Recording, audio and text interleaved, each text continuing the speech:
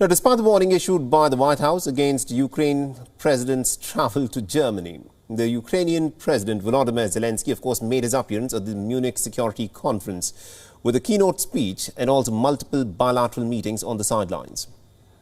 The President of Ukraine took to the stage of the ongoing security conference to deliver a searing criticism against the Western leaders, against NATO and also, importantly, against Russia. He started off by talking about the heavy shelling that has started in recent days in the pro-Russian separatist region in eastern Ukraine, in which a school was hit by one of the shells which shattered its walls and windows. Volodymyr Zelensky ridiculed Russia by stating that the school children simply were not planning on joining NATO. You have to prepare. I visited the separation line in the Donbass just a couple of days ago. In legal terms, this is line separating Ukraine and temporary occupied territory, but in real terms, this is the line separating peace and the war. The line with a kindergarten on the one hand and the shell flying into it. On the one hand, the school, and on the other hand, the shell flying into the school playground with 30 kids nearby.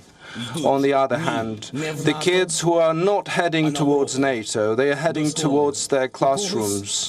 Some of them might be having their physics classes, and with their elementary knowledge of physics, even these kids will know that alleging that it was Ukraine to have shelled these objects is just silly. The Ukrainian leader also cited America's war predictions to remind the attendees that Ukraine has been holding back against Russia for well over 8 years. Zelensky said that Ukraine is Europe's shield against the Russian army and therefore it deserves stronger international support. To help Ukraine, we don't need to be reminded of the dates of the plausible intervention. We're going to protect our land on the 16th of February, on the 1st of March, and the 31st of December. We need other dates, much more than these dates. And everyone understands what kind of dates. Tomorrow is the day of commemoration of the Heavenly 100. 8 years ago, Ukrainians have made their choice, and many of them have sacrificed their lives for that. Now, before wrapping up, Volodymyr Zelensky called out NATO's open door policy as simply double standards, claiming that they may have an open door policy and yet they have refused to let Ukraine in. The Ukrainian leader also asked the Western powers to drop their policy of appeasement towards Russia and criticized the crumbling European security alliance for failing to protect an ally of the NATO.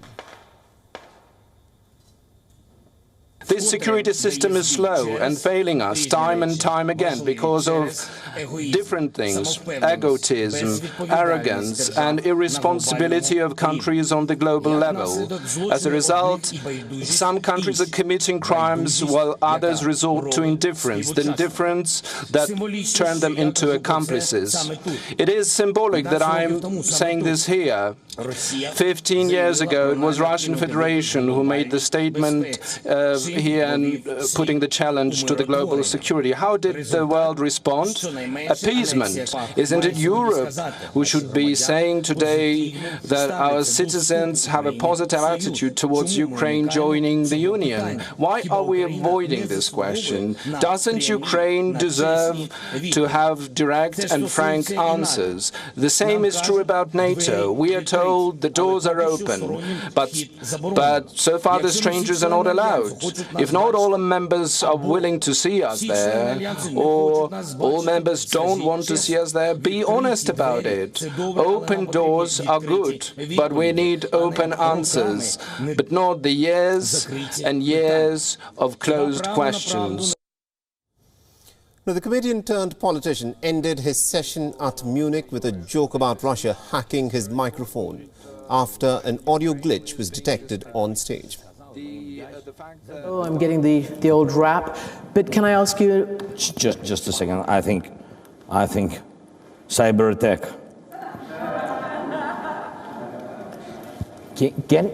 Can I have another one for translation? Yes. But maybe you see, can Russia's understand not here, but they're here. Well, it doesn't work. I'm sorry. How about if I try to talk to you and you'll understand me? All right, so that was the Ukrainian president there stating that maybe Russia was not invited to the Munich conference, but it was still very much there.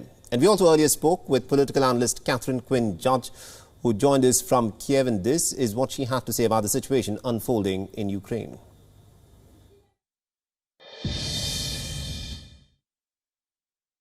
So what I make of Zelensky's remarks about NATO in general is that I go back to something that Zelensky said in a press conference with Western journalists a few weeks ago, where he sort of spat out, "If we're not going to be in NATO, just tell us." And I think that that speaks to a sort of impatience that both Georgia and Ukraine feel with NATO, a sense that they're being led along, a sense that they're being perhaps prevented from seeking out different security alliances and different security arrangements by the promise of joining NATO, when in fact NATO might never have any intention of taking them on.